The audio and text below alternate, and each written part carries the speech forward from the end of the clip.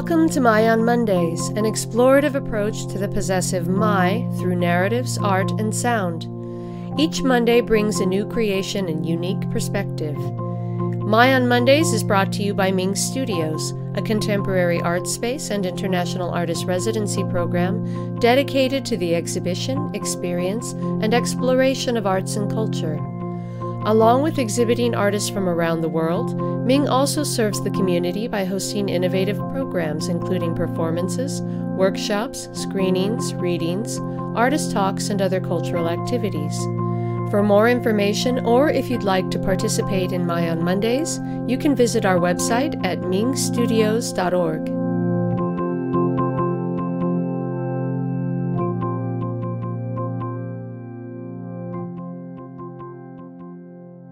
Good morning and welcome to the 44th episode of My on Mondays. Today I'm speaking with Scott Schmaljohn, a brand designer, illustrator, and musician from Boise, Idaho. I've known Scott since my teenage years in the late 80s and early 90s. In our discussion, we talk about his involvement in the early punk scene in Boise in bands such as Dissident Militia and State of Confusion, which were central to the formation of the scene. He later went on to form the band Tree People with his brother Pat, Wayne Flower, and Doug Marsh, the founder of Built to Spill. Two more bands, Stuntmen and The Hand, followed Tree People, but today we look back to the 80s and discuss what was important about that time, what fueled the local punk scene, and the differences we see with the music scenes of today.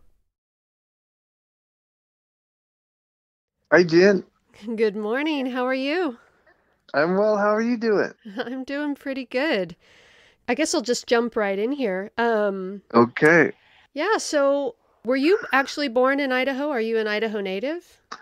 I am. I was born in Pocatello. Oh, wow. Okay. Because my parents were going to ISU for grad school. Okay. So I was dropped there, and we were there for a couple of years, so I don't have any memories of those years. Mm-hmm. Then we moved back to Boise, and my mom taught, my dad taught, and then they went to grad school, got their doctorates in Colorado. And then we moved back to Boise when I was starting third grade. We lived in married student housing, and then we moved back here, and they had their degrees and got good jobs, and we moved into a big house in the north end. And I was like, whoa, we get our own rooms? What did we do, win the lottery or something? Going from like me and my brother crammed in a little bedroom to owning a huge house was quite a transition. Yeah, and I mean, this was back when Idaho was actually an affordable place to live, and the North End was this The North End was the ghetto. Yeah. Yeah. I remember our house, it was on 20th and Sunset. Me and my dad came from Colorado after they bought it to put a new roof on it before we moved in. And then they proceeded to remodel every room in the house. So it needed a lot of work. Yeah, I remember the North End being pretty run down. I mean, these big, beautiful, old Victorian houses, but everything kind of in disrepair. Yeah, back in the good old days, they couldn't give houses away in the North End back then. And there was, I think, a government program to try to revitalize the North End. They were given cash down payments to purchase houses. Wow, really? Because everyone went to the bench and went out. Yeah, into the suburbs.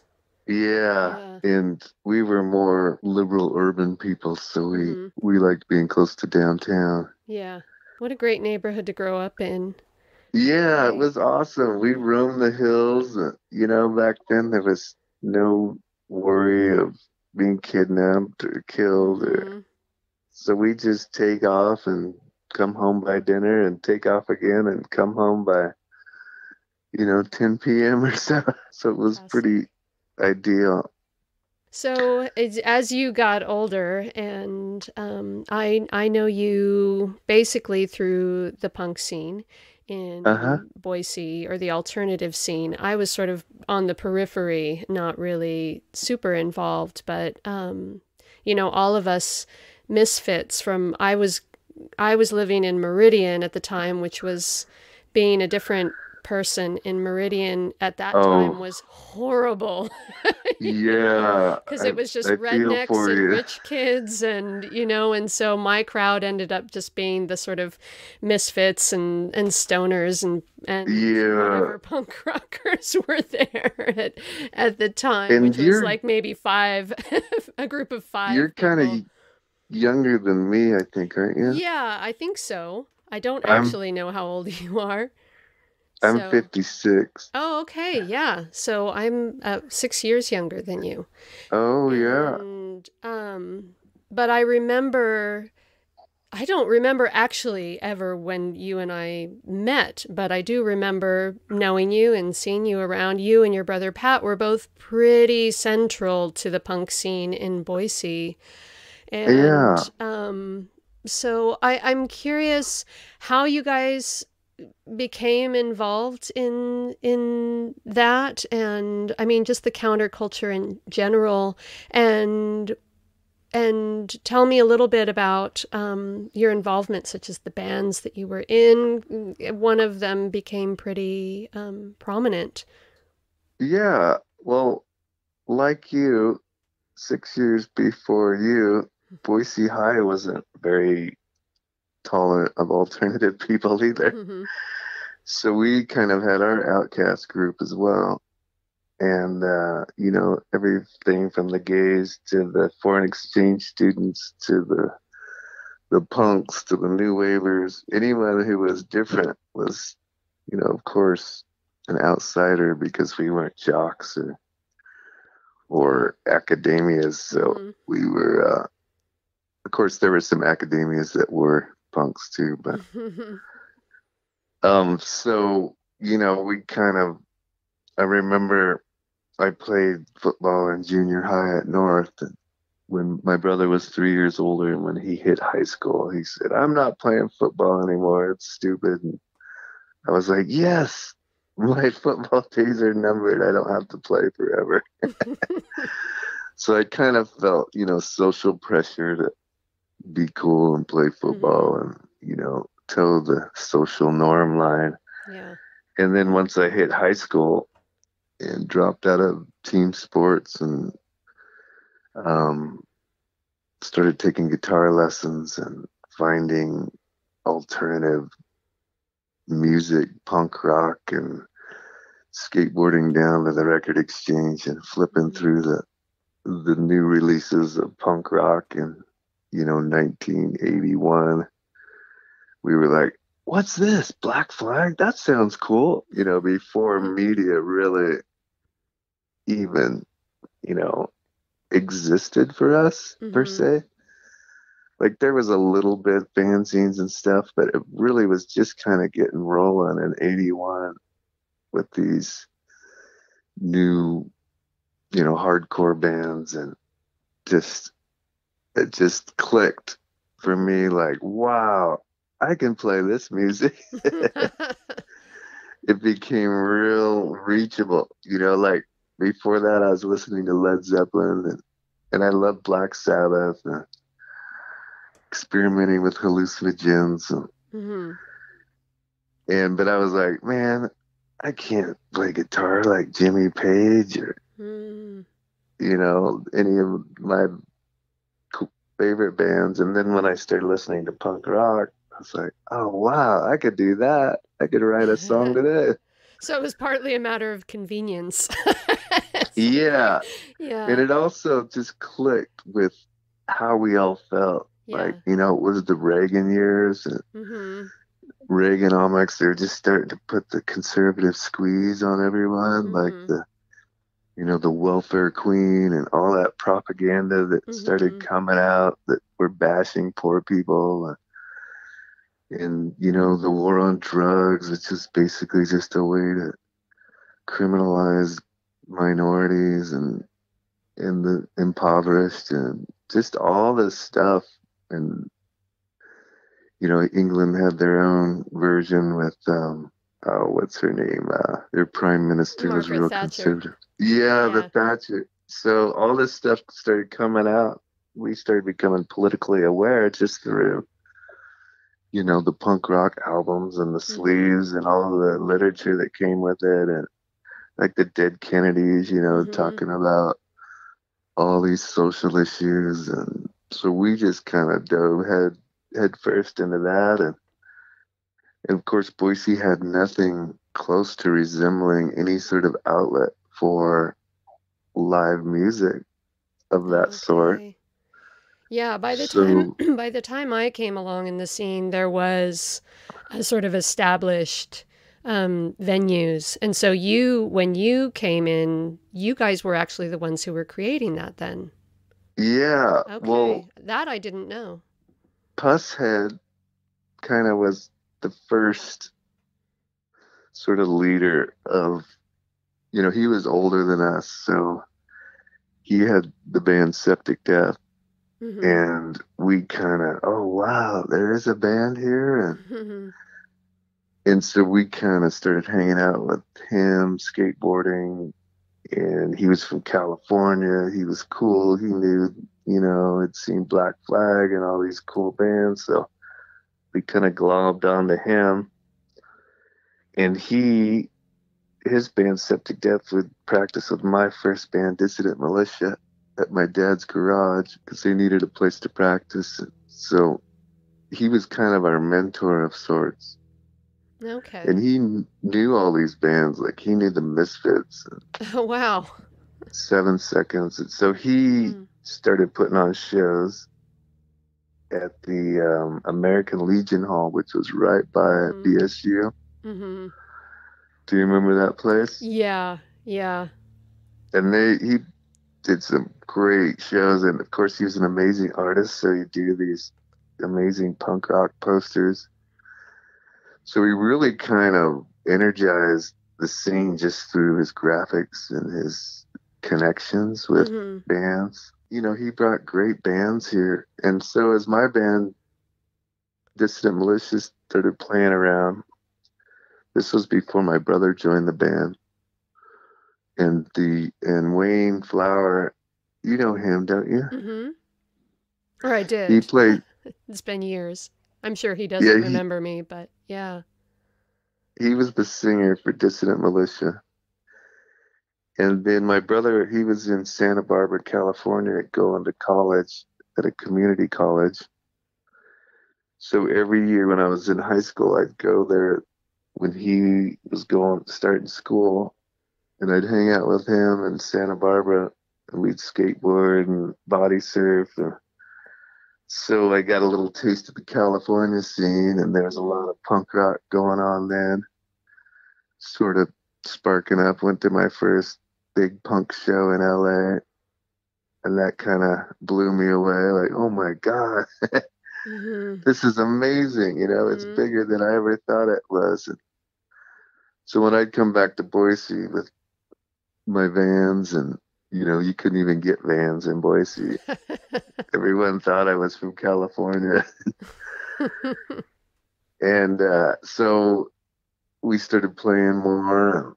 And then Pat came back from college after his 2 years. He was really into punk rock. He was always into alternative writing and Mm-hmm. underground scenes like the Beatniks Oh, interesting. uh, Okay. in the '60s, of course. And we were all anti-establishment, and Mm-hmm.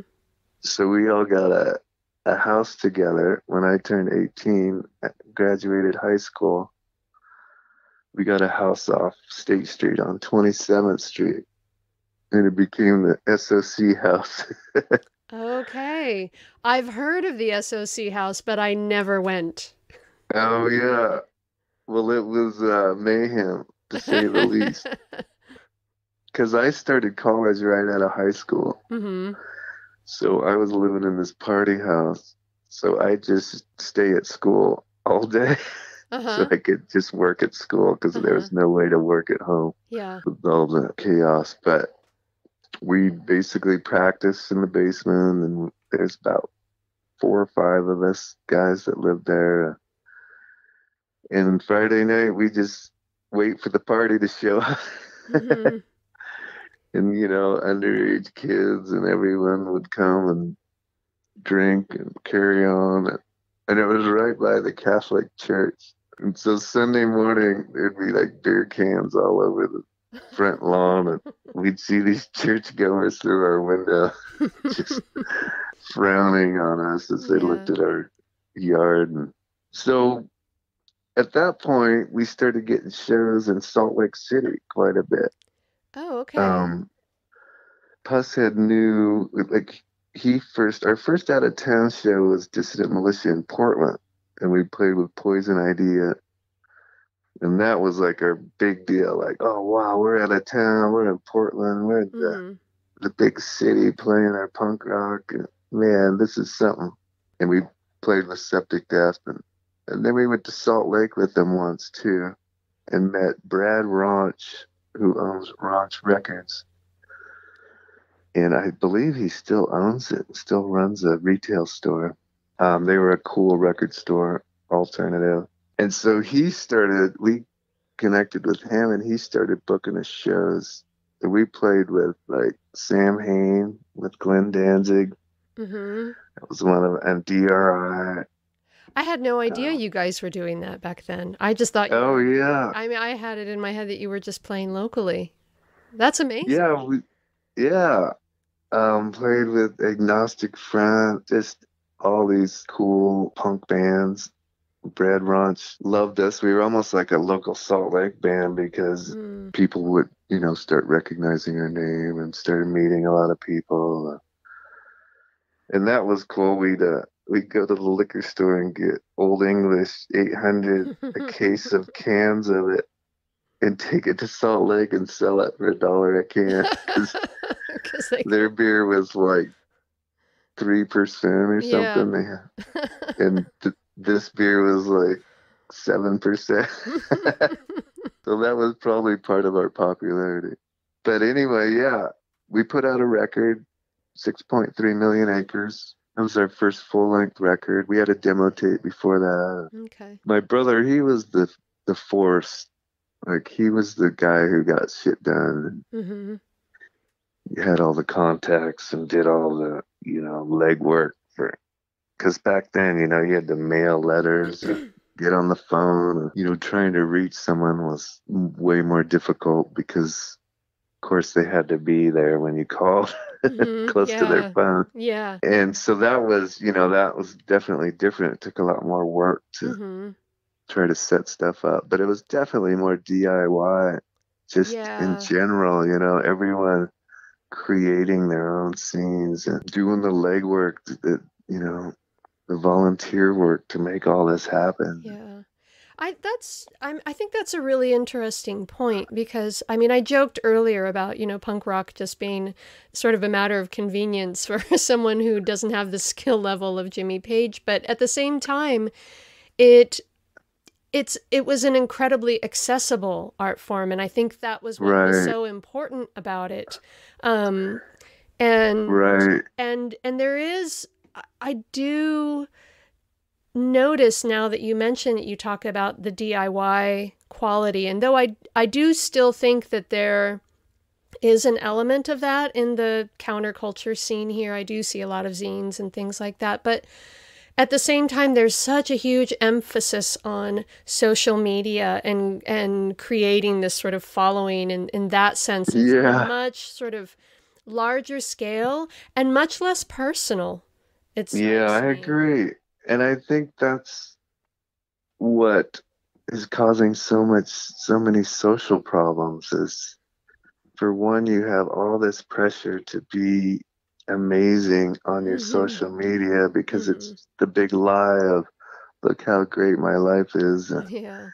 Look how good I look because I spent an hour getting the perfect photo.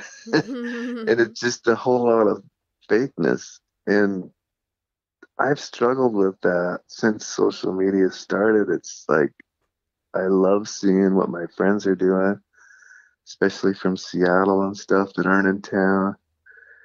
But it just, they say it.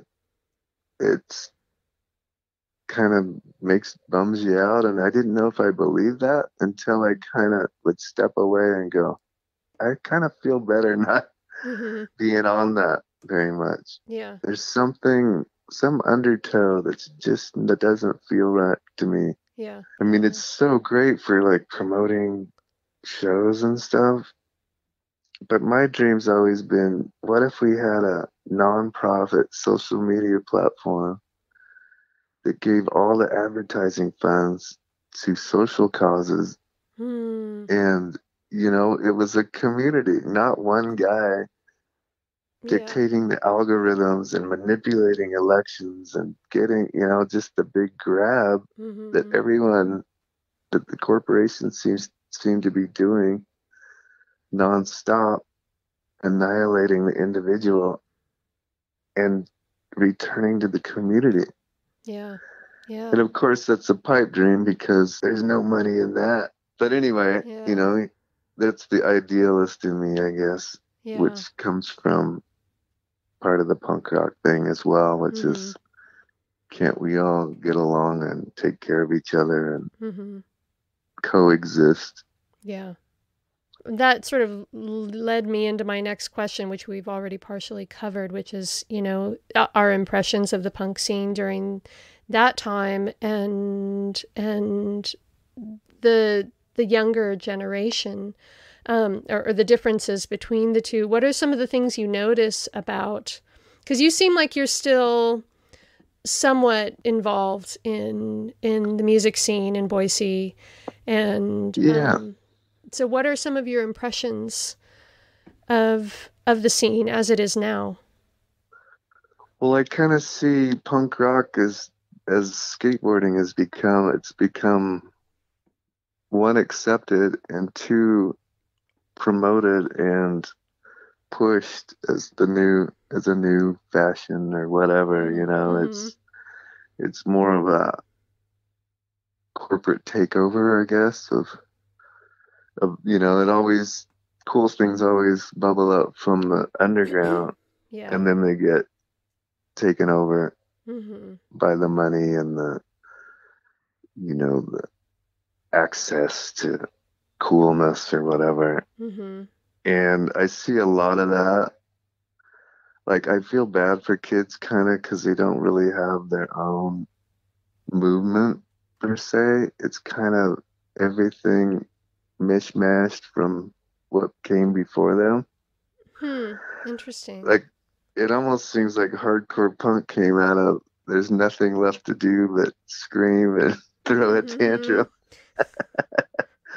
And that was kind of cool because and now it's just so tamed down, even the hardest of music is like, oh yeah, I heard that. Been there, Yeah. done that. Yeah. And now it's even used commercially. Like, you Yeah. know, Yeah. it's just bizarre to me that, because I thought this will never be commercial. It's Mm-hmm. too rough and too antisocial. Hmm. But even the most antisocial things have become the norm, I guess. And I think part of that's just the bombardment of the media. Mm-hmm. It's like everything's always covered all the time. And I think it's harder to find your place because you're pushed and pulled. It's not as organic, I guess. And that's just kind of my general view. Yeah. It's sort of like, at least this is my sort of impression of what you're saying. There's so much going on that we're all just sort of overwhelmed by the amount Yeah, of information and yeah, and it becomes definitely. much more difficult to sort of actually plug into something and really connect. And there's a loss of the sense of newness, maybe of freshness. Right. Yeah. When the internet came out, I thought this is gonna empower the world Hmm. for change and for good. Yeah. And what happened is they just flooded it with misinformation and I do think that, I mean, to be fair, if I look at it objectively, there has been a lot of good that's come out of it. Like true. I see like with my kids, one of the areas that I notice most is the normalization of taking care of mental health, you know? Right. Whereas Yeah, that is a good thing. when you and I were growing up, it was a really hush subject, like issues of mental health. If you felt like, like I'm in therapy now and there's no shame in that. Whereas in the Right. 80s there would have been, for a Right. lot of people they would have felt that. But Yeah, then, I agree. yeah, but then There's on the good other things. hand, there's a lot of I feel evil that's come with it as well. And so, Yeah. yeah. It just seems like, money wins because Hmm. they can flood and advertise and, Hmm. manipulate now Yeah. digitally, whereas before it was a lot harder to reach people and change their minds. And, now it's Hmm.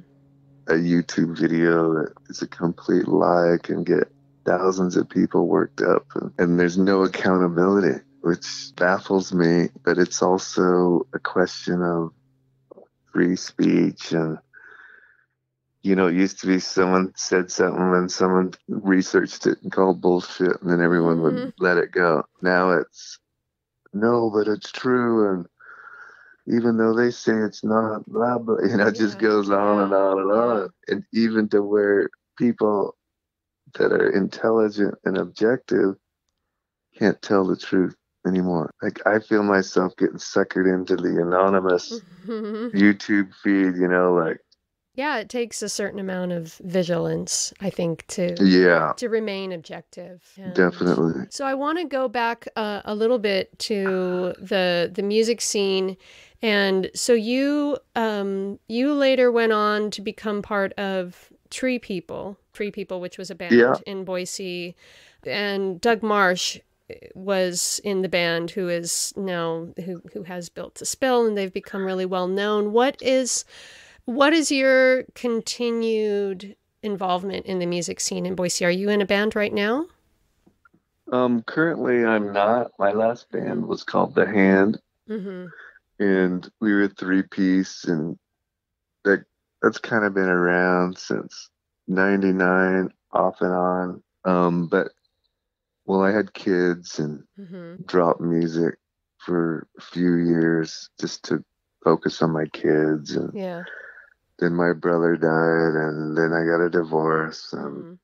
my life kind of spiraled. And but again, I just kept focusing on my kids and paying the mortgage and all that stuff you're Mm-hmm. supposed to do as an adult. Yeah. And so after my kids grew up, got some new members of the hand, and Mm-hmm. Doug reached out to me and asked if I wanted to do some touring. We did a West Coast tour in 2016. And then we decided to have a Tree People reunion. So we started practicing that and got a bass player to fill in for Pat. So we did like a 2-week tour. And then we did another little Northwest thing. And then COVID hit. So we just, Mm-hmm.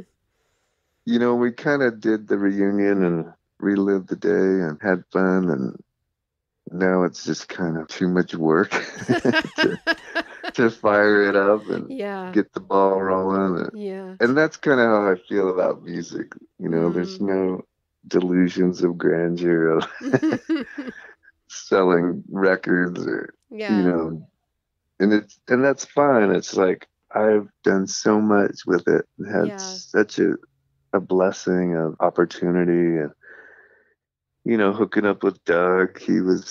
We all moved to Seattle. We started Tree People in Mm-hmm. Boise in 1988, and our friend Ted Doyle moved to Seattle. And he was talking about the cool new music scene in Mm-hmm. Seattle.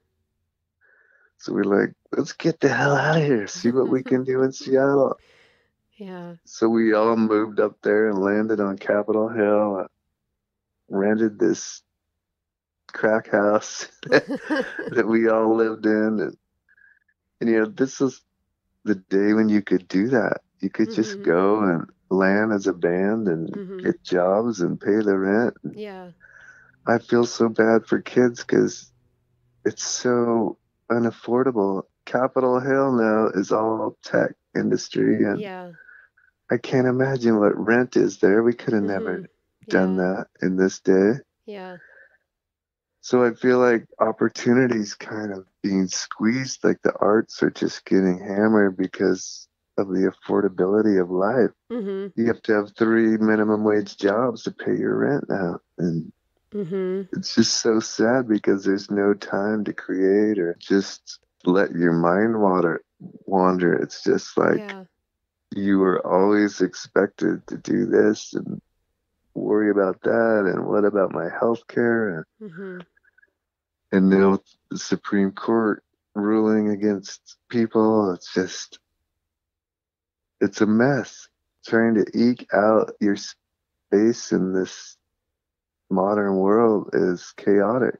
Yeah. That kind of leads me into my last question, which was, I wanted to know your thoughts on, we're comparing the counterculture of our generation and now the counterculture of this younger generation. And what do you feel what do you feel the focus should be on? Like, what should people be fighting for? And it kind of sounds like this is one of the main issues, is just the lack of feasibility of a life where there's room for, where there's sort of emotional, physical space for creativity. Yeah. And that's, I think, the biggest challenge is trying to get real in the unchecked capitalist aggression and greed Mm-hmm. that has put even our own citizens under intense pressure and poverty to where we're getting less and less of a say as a majority. Yeah. You see that with the Supreme Court.